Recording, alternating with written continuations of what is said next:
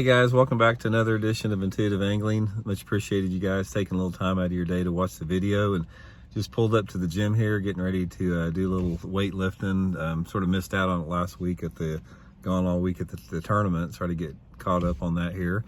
And just wanted to do a video based upon a lot of the comments I got from my performance this week at Grand Lake at the Toyota Series tournament, about all the haters out there coming out of the woodwork to tell me how much I sucked for my 111th place finish.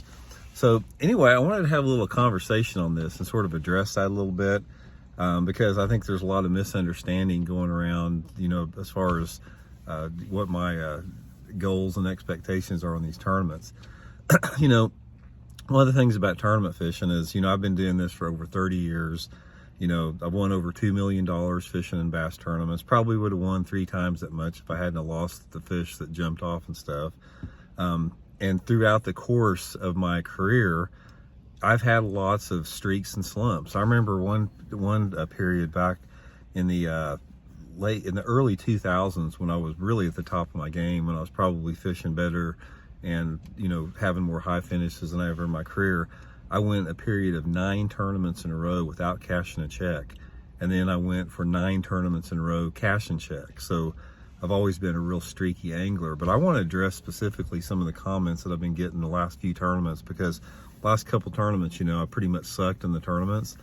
And I get these guys making comments about, Randy, I can't believe that you did so terrible. What's your problem? You're old, give it up, hang it up. You're a dinosaur, get live scope. You're not competitive anymore. I just can't believe that, you did so bad on your home lake. I'll get quite a few comments like that. Then I'll get a bunch of comments about people that are really supportive. Hey, get them next time, and that type of stuff. So what I want to talk about a little bit, guys, is there's a big misunderstanding as specifically what I'm doing out here. First of all, I've been fishing, like I said, for over 30 years in tournaments. And what happens is there's a natural progression in your tournament experiences, and it's the same with other sports. And I'll use Tiger Woods for an example here. It's like Tiger Woods is like obviously one of the greatest golfers in the world, but he's just not very competitive anymore. I mean, he's sort of past his prime. He's had some injuries. He doesn't do any good in tournaments anymore. However, if somebody wants to know about golf and somebody wants to get taught about golf, Tiger Woods is still as valuable as he's ever been. I mean, Johnny Moore's hired him to help with course design. So just because Tiger Woods gets his butt kicked in golf tournaments anymore doesn't mean that, he doesn't have something to offer with teaching. And that's sort of the same with my situation in tournament fishing.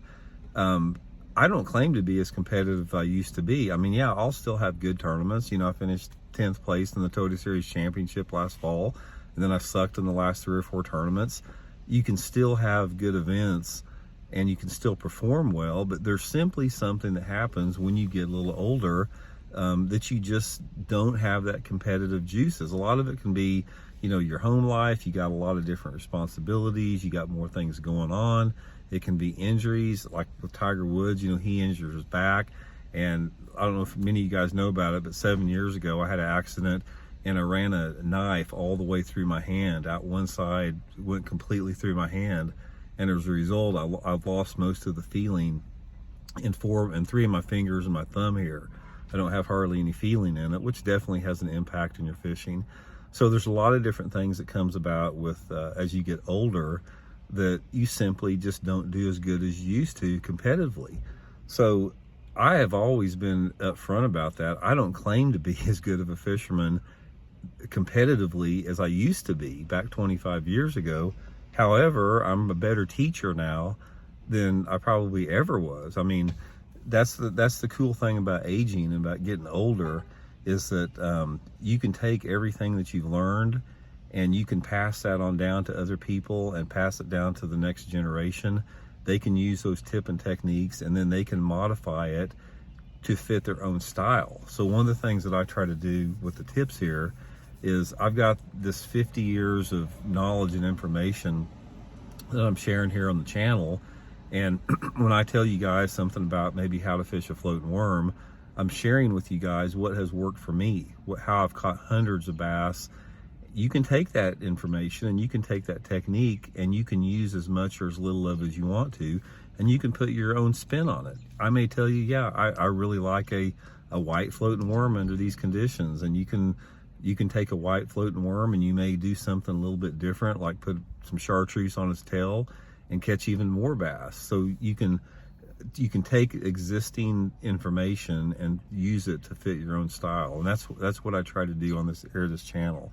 But there's a lot of people out there, guys. Man, the comments I get are just unbelievable about if you don't have a good tournament. It's like there's a lot of armchair anglers out there. But here's the thing about it: unless you've been in the trenches for 30 plus years, like myself and a lot of pros have tournament fishing, and you've suffered the injustices and you've had the blood, sweat, and tears of the stress that comes from tournament fishing, just take a seat, because you guys don't really have any position to be talking about it, because there's an aspect in competitive fishing that basically only the people that compete in it understand. I mean, I can tell you right now that other fishermen are extremely empathetic to other fishermen that go through periods of slumps and streaks, because it happens to everybody out there. So anyway, when I go to these tournaments, like the Grand Lake tournament that I just went to, I broke it down exactly how and why everything happened. I told you guys what my goals were in the tournament. I told you guys how I was going to fish them. I told you my expectations about, what was going to work out. And tournament fishing is different than regular fishing, because if I was taking somebody out on an on the water lesson, you approach a lesson, and as far as how you're teaching somebody about fishing, differently than a tournament. There's no comparison. The tournament world and the tournament performances that you have are not relative to teaching somebody about how to become a better angler, because there's so many variables out there to deal with. In tournaments, you're dealing with combinations of fishing pressure, other competitors, weather, point standings. You have different goals and agenda. And if you're learning about fishing and you want to get taught about fishing, a lot of it is very abstract, because I'll get out there and I'll say, okay, if I get somebody that wants to learn about how to deep crank points, I'll take them out there, and I'll show them how to read their electronics. I'll show them this is how the fish position, this is how they set up, these are the casting angles they like, these are traditionally some of the best baits they like. You may or may not catch them, because it doesn't matter when you're teaching somebody.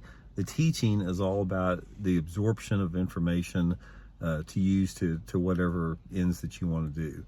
But anyway, I just wanted to throw that video out there. All you haters out there, like I said, that just love to goof on me if I have a bad tournament. Like I said, unless you've done this for 30 years, you can just go back in your armchair quarterbacking position. And everybody out there that is supportive and sort of empathetic, thank you very much with that. And like I said, it's in my position right now. I'm transferring my position within the sport is morphing into a teacher now. I love tournaments. I still love competing in tournaments, but that's not where my focus is at. My focus is about teaching fishing and about teaching people how to become better anglers. And I don't claim myself to be, on Tiger Woods level, but it's the same with Tiger Woods. I mean, Tiger Woods is doing the same thing. He's doing golf course design. He's doing different functions in and around golf. He still loves competing, but he's just not competitive like he used to. It's the same with anyone. Nolan Ryan can't throw a 100-mile-an-hour fastball now, but you're going to listen to Nolan Ryan when he tells you about baseball or gives you some tips on it. So that's the message to the haters out there, guys. I just wanted to address that. And again, thank you guys for watching the videos. Much appreciated, and we'll check in later. See you.